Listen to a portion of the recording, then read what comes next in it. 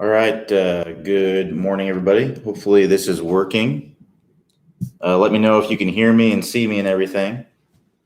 Yeah, if you just want to give me a quick. So you may notice that I'm not in my normal office. If you've been watching Office Hours the last week or so, you've probably noticed that I've had some issues with my internet. It hasn't been working. They've come out and they've fixed it several times, and it still hasn't worked. So yesterday it didn't work pretty much all day. It was working this morning, but I didn't want to chance it. Wanted to make sure that we got the whole office hours in. So a little different setup here. Doesn't quite look the same, but hopefully it'll work for today and temporarily until I know that that I'm confident that my internet's working well. So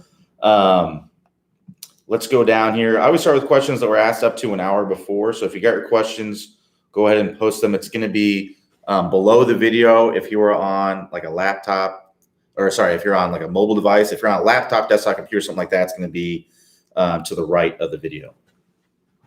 So if we go down here, let's see who's our first question. I apologize for the cord. That's the internet cord. So we need that there.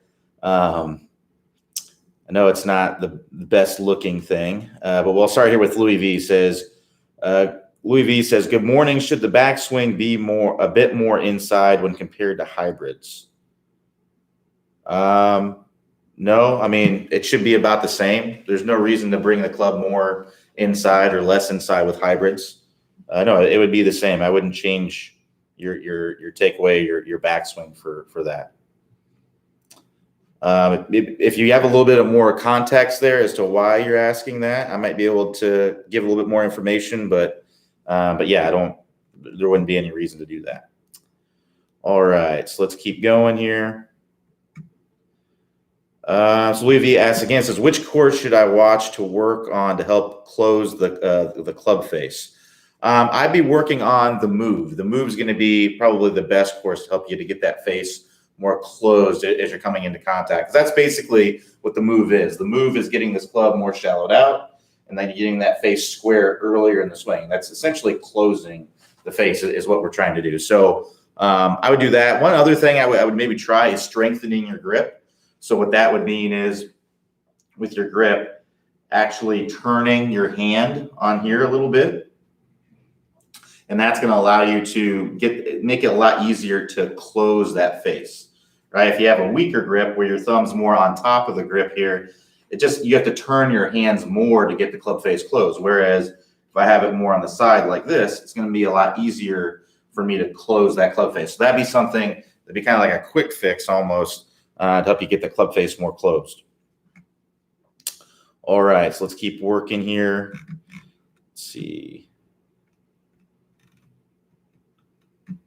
I didn't get any confirmation from anybody that you can see me and hear me, so hopefully you can. But we'll keep working through here, assuming that you can. So Floyd V says, hi, Q. I'm working on a stable fluid spine section of the program, and I'm struggling with getting my left shoulder down under my chin while making a full shoulder turn while keeping my right side tilt. Any suggestions? What I'd recommend doing is working on a drill. It's called the shoulder-to-shoulder drill. And what you can do with this drill, what's good about this is it can help you really work on your body movements as opposed to trying to swing the club and do it at the same time, because that can be a little bit more difficult. So if you imagine if I'm set up to this ball, what you can do is you can take another ball or a towel and lay it on the ground. Basically, you want to have your backswing shoulder plane to be, roughly about 4 feet on the other side of the golf ball, and your downswing shoulder plane to be about 2 feet on the other side of the golf ball. So what you can do is you can lay a club 2 feet on the other side of the ball here, and then another 2 feet on the other side of that. These are just rough. You don't have to be exact, but basically what you do is you set up to the ball, put the club nice and high on your shoulders there. What I would want you to do is I'd want you to turn and get that butt end of the club to be pointing at that golf ball, or at that the second club over there, and then the downswing, I try to get the other butt end of the club to be pointing at the other one as you come through. So here I go. I'll go nice and slow, get that feeling, and And then the downswing, I'm going to try and get that one pointed to the one closest to me, and then I'm going to come all the way up and through. So I go nice and slow at first, and then I would start to build up the speed, and then once you get to where it's basically like a full speed, you're going back and then through, you're basically at what you would be at full speed in the swing. Then I would try to take the club and just do a practice swing where you're getting that same feeling. I'm going up to the top, I'm getting my shoulder nice and steep, just like I did there, and coming down and through. Once you're able to do it in a practice swing, then I would try to add the golf ball and do it with the golf ball there.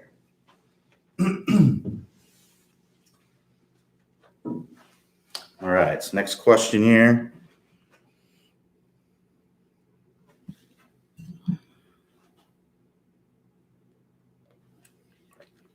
So Rick J says, just wanted to say thanks. I was struggling with toe hits, and you suggest just feeling like I'm trying to hit it off the heel. That solved my problem. Thank you. Yeah, I mean, I think a lot of people tend to. I know that seems trivial. You're hitting it off the heel, try to hit off the toe. You're hitting it off the toe, try to hit off the heel. I know that may seem like a trivial fix, but the reality is that a lot of times simple fixes really work and work really well. So, I think a lot of people tend to overcomplicate things. They think, well, it must be something I'm doing with my knee or with my elbow or something like that. It's not always the case. Usually, that fix almost always works, where it's just adjusting your feel to get the desired result that you want. So if you're hitting the ball off of the heel, let's say you're hitting it, you're coming in, you're hitting it off the heel, you want to try to hit it off the toe. And the reality is you'll hopefully hit it in the center of the face. What I see a lot of people do is if they're hitting it in the heel, they'll line up on the toe, and that doesn't always work. Or they'll try standing further away and lining up on the toe. That doesn't always work. You're going to adapt. So what you need to do is you need to adjust what you're actually doing with a feel of what you're actually doing to get the desired result that you want. So if you're hitting it off the heel, line up as you normally would, and then try to hit it off the toe. All right, so let's keep moving here. But glad that helped, Rick. And anybody who's struggling with something like that, I highly recommend doing something like that.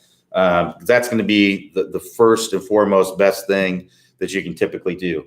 It can kind of be a Band-Aid fix sometimes to a larger issue, but it will get you on track right away. If you're on the course and that's what's happening, you're hitting everything off the heel, off the toe, you can't make a swing change in the middle of the course. It's just not going to happen. You got to adjust your feel to get the desired result that you want. So if you can develop that skill, that can be a real lifesaver for sure, score saver.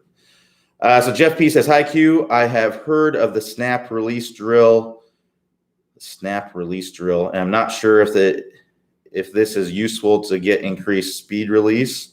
It seems overturn wrist in the release and lose lag. How can this drill be done correctly to keep more lag? I'm not familiar with the snap release drill. I'm not familiar with what drill you're talking about, so I couldn't tell you what it can do. Sorry, I'm not familiar with what a snap release drill is. So Wayne O says, how do you get speed and power with a short backswing? It'd be difficult. So if you really, the best way to generate speed and power is with a longer backswing. But if you don't have a longer backswing, then you need to sequence properly. You need to make sure your club is in a good position. You don't have to make compensations in the downswing. And you need to make sure that you have some lag in your swing. So that's really what it comes down to. But if you're looking to gain distance, you really should lengthen your swing a little bit. So making sure you've got a good full shoulder turn, making sure that your hands you're not going back really flat, but your hands are going a little bit more vertical. This allows you to create more space and time to accelerate the club and create speed. If you are, I'm just telling you, if you're bringing the club back like this, you're going to have a hard time creating speed and power. You can, the things that you can do would be to make sure you're getting some lag in the swing, right? And then make sure that you have that club in a good position. You can't have a short swing and have the club like this and get speed, because you're going to have to do a lot of things to get that club on plane. Or you're going to come over the top and you may have some speed, but you're not going to hit the ball very straight. You're not going to transfer that energy to the golf ball. So what I'd recommend, if you have a short swing, you need to have that club in a good position at the top, so that way you can really turn and sequence properly in the downswing. You need to make sure that you have some lag. If you want to work on your lag, I'll be working on the toss speed lag course. But even if you have all those things, you may as well if you're struggling with distance, you want more distance, you need to I would try to get more vertical, so get more upright with your swing instead of flatter, if that is the case. And I'd make sure that you're getting a good full shoulder turn, good 90-degree turn. And if you're struggling with that, some things that I would do is usually it comes from the hips. So your shoulder turn or the overall turn of your body comes from essentially 3 areas. You have your hips turning, right? You have your pelvis turning. We have our sternum turning, so our chest, our rib cage turning, and then we have our shoulders going back and forth. So that's protraction, retraction of the shoulders. Your average tour player is going to be about 50 degrees with the hips, 50 degrees with the sternum, and then about 10 degrees in each shoulder, resulting in about a total of about 120-degree turn there. So most people, what I see with struggle with their turn is that they don't turn their hips very much. They only turn their hips 20, 30 degrees. Some people, they'll do all right with the rib cage and the shoulders will be good. It's typically the hips that are the issue. So for me personally, I actually have internal rotation issues with my hips. So what that means is this would be external rotation. I can turn my leg that way very easily. This would be internal rotation. So you can see I struggle to turn my leg in very much. So that's what's happening when I turn my hips. My leg is internally rotating. So what I would recommend doing is flaring your feet out a little bit. And what that does is that allows you to turn your hips more easily.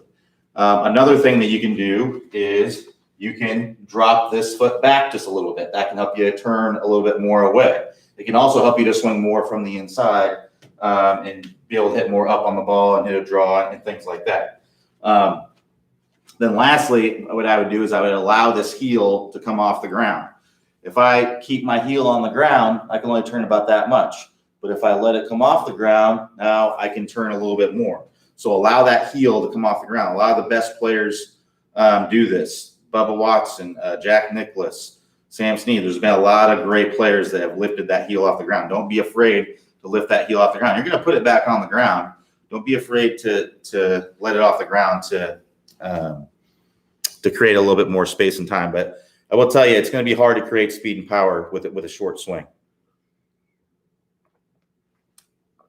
Like John Rahm, I think you may be looking at, well, John Rahm creates a lot of speed and power. He does. I mean, he swings around 120 miles per hour, but John Rahm is, I don't know how, I think he's 6'2". I mean, he's a big, strong guy. And he's been swinging. He's used what's called neural adaptation, which is something we talk about in the 20-minute distance fix, to create his speed over time. He basically, that means swinging as hard as you can and adapting to it. So that's another way that you can create speed with a short swing is neural adaptation. But really, the easiest way is going to be to lengthen your swing for sure.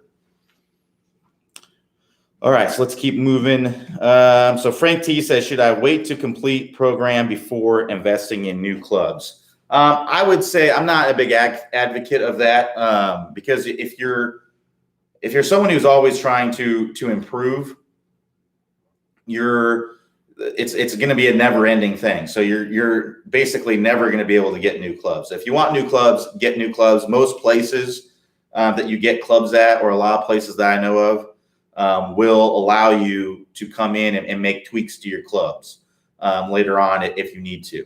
So let's say you're someone who has early extension, right? So you come in, you have early extension, you get the toe going down, so you get fitted and you get your clubs a little bit more upright.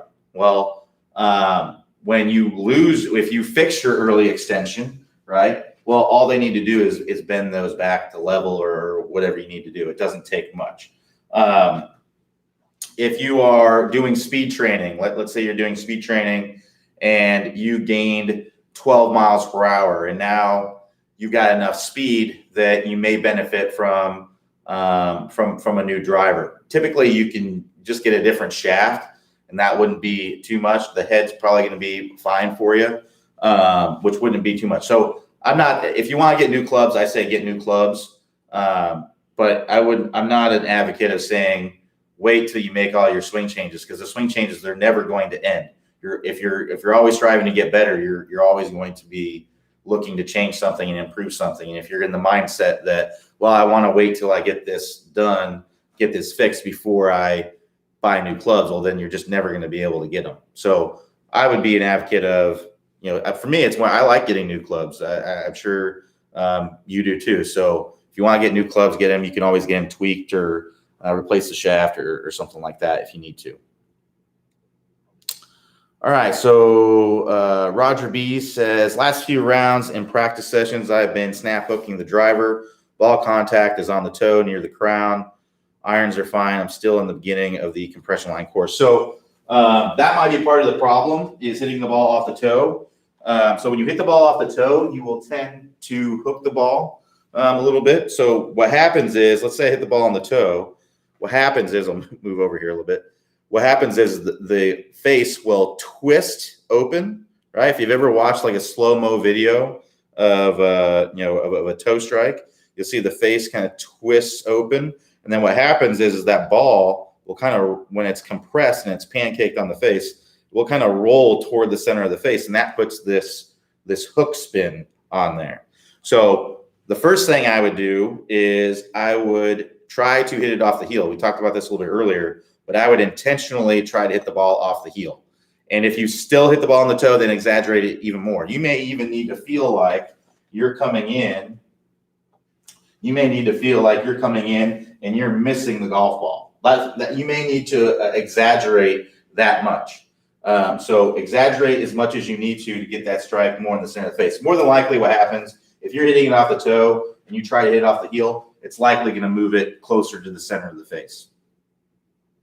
But like I said, if you're still hitting it on the toe, then exaggerate it more. Now, if you start hitting the ball in the heel, then you can ease off of that feeling, because essentially you've calibrated yourself, right? You've adapted, you've calibrated yourself. Now feel is real. You're trying to hit the ball in the heel, and that's what's happening. So when you try to hit the ball in the center, hopefully you'll hit the ball in the center.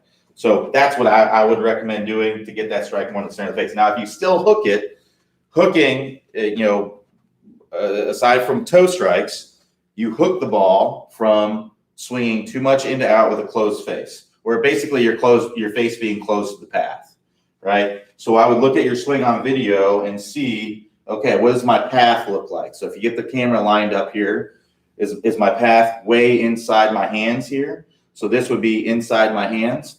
If it is, that's a path that's into out. If I come in with a square face from square to my target and I'm swinging a lot into out, my face is very close to my path, and I'm going to hit a hook. So you may need to feel like you're doing this, right? Feel like you're swinging over the top with an open face to get that to be working from the inside.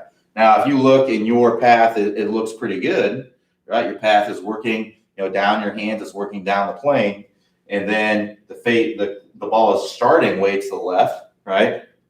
When you're getting those center strikes, that means you're just getting the face too close. So I would try to feel the same thing, but I feel like the face is very open through contact, like you're trying to get the ball to start to the right. That's not the reality of what's going to happen. Hopefully you're going to come in with a square face, but a lot of it's just adjusting your feel to get the desired result that you want. So hook is coming from, I'm guessing most likely what's going to happen, you try to hit that ball off the heel, you're going to start getting rid of those hooks, or it'll be a nice draw anyway. But if it's not, if you're still hooking it and you're hitting it solidly, then I would look at, is my face or my path the issue, and then adjust it accordingly. All right, so let's keep working through here. So Jeff P says, yes, here, see you. All right, great, thank you. Little grainy picture, but sound is good. Actually looks really good on my end. Thanks for the feedback, Brian. So Charles M says, I'm trying to bow the wrist through impact, but my shots go left. Is that a result of my hands not getting far enough ahead of impact, or lack of rotation, or something else? It may be both. So basically what's likely happening is you're bowing your wrist, but then you're flipping, right? So if I bow my wrist here and then I flip, my face is very, very closed, right? So if I bow my wrist, I need to open my body and get my hands in front of impact to have that face square. So I look at yourself on video and see, okay, am I getting the hands in front of the ball, and or am I getting my body opened up? Because you could be opening up your body and then still flipping, but you can't really get your hands in front of the body without opening. You can't push your hands in front of the body, right? So most likely you're either not opening up your body enough and not getting your hands in front enough, or maybe you're opening your body enough, but your hands are still flipping through impact.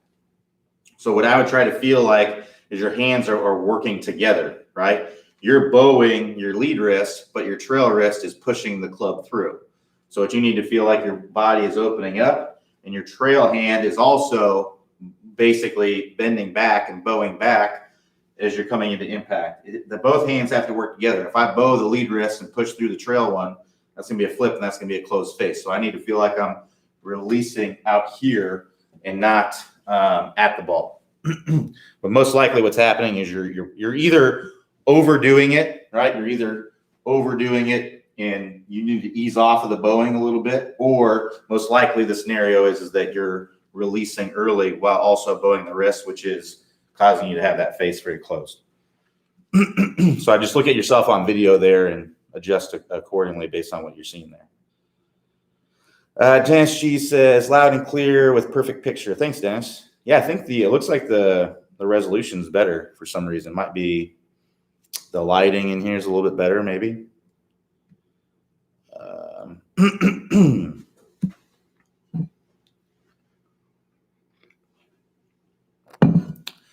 So Mark C says, what drills can I do to ensure that I'm starting my downswing with my lower body? I feel like I'm starting the downswing with my arms and hips sync instead of hips leading. Excuse me. I would recommend the step drill. So the step drill is a drill that you start out with your feet together, right? And then you start taking this club back and you start to step forward. So that's forcing you to get your body starting the swing. So the step drill, it's in several videos on the website. I'd recommend, it's actually a video. It's called How to Start the Downswing. I'd recommend that video. Let me move this over here so it doesn't look like I'm looking over here all the time. There we go. This might be a little bit better. So video, it's called How to Start the Downswing. If you go to the search engine in the upper right-hand corner of the website, if you're on the desktop computer, laptop computer, something like that, if you're on the normal website, in the upper right-hand corner, search the word downswing. The video is called How to Start the Downswing. Clay goes over the step drill in that video. If you're on a mobile device, go to the icon in the upper right-hand corner. Looks like 3 horizontal lines. Select that, and then that will expand a menu. Scroll down to the bottom of that menu, and you'll find the search engine. Search the word downswing. Video is called How to Start the Downswing. It's got some yellow lettering in the thumbnail. I believe it says downswing in the thumbnail. Select that. Clay goes over the step drill in there, but that one's the best one to help you get the lower body starting the downswing. So Jeff P says, hi Q, in my earlier question, I meant to say impact snap drills, not snap release. How can you do similar drills without buying the training aid snap device? I'm trying to stop early release. So it would be the move, and basically the move is what that is.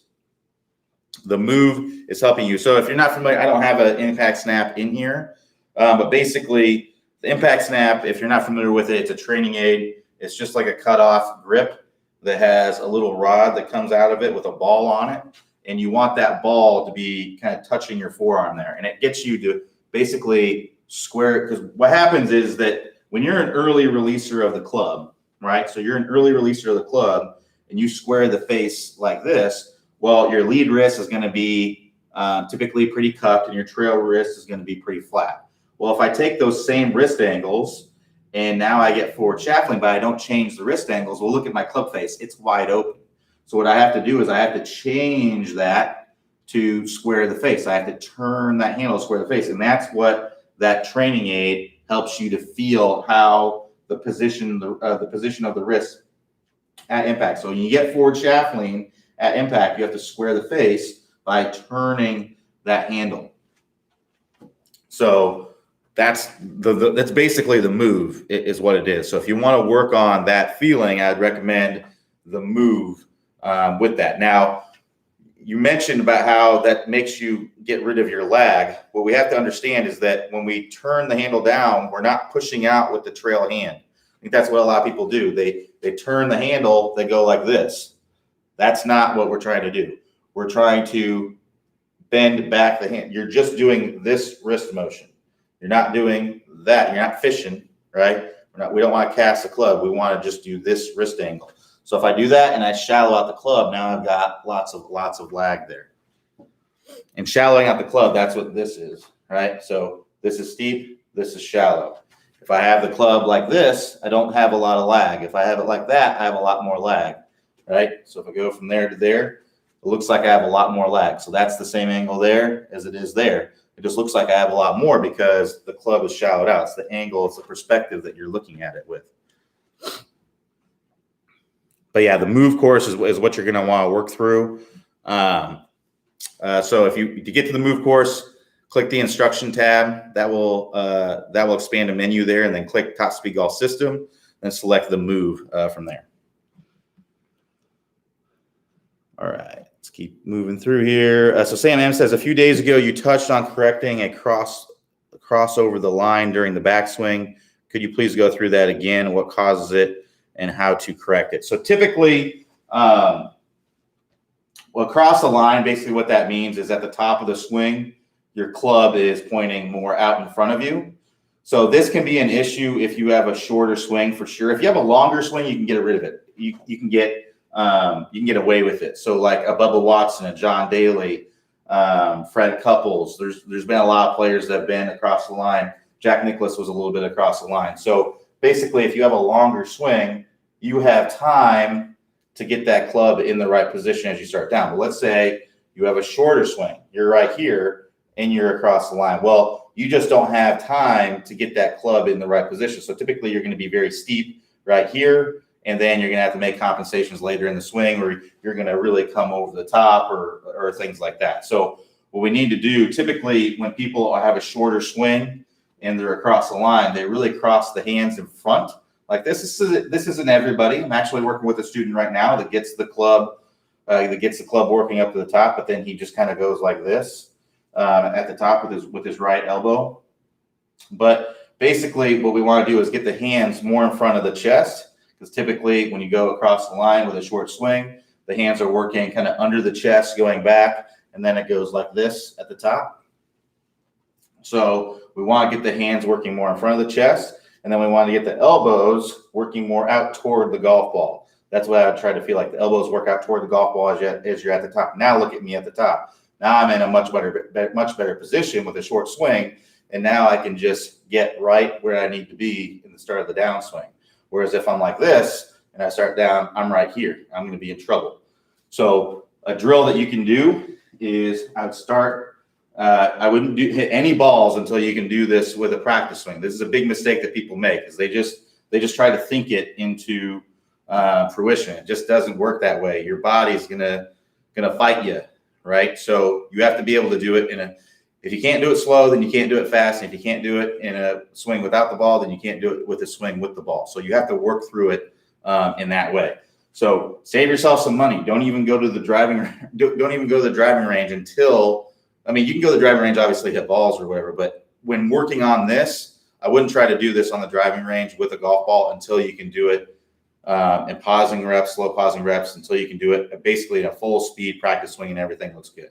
All right. So what I would do is I would go very slowly initially, and I would go up to where my lead arm is parallel to the ground. Now at this point, I want to have this club or have the hands in front of my chest, right? What I see a lot of people do who bring the club, who go across the line, is the hands go way inside and underneath the chest, and that lead arm parallel, they're over here, and then as they get to the top, they're like this. So Get the hands in front of the chest. So your lead arm is going to be fairly straight, and your trail arm is going to be straighter. If you're someone who brings it way inside, you really bend your right arm back. So your trail arm is going to feel a lot straighter than what it normally is, right? So get the hands going back in front of your chest.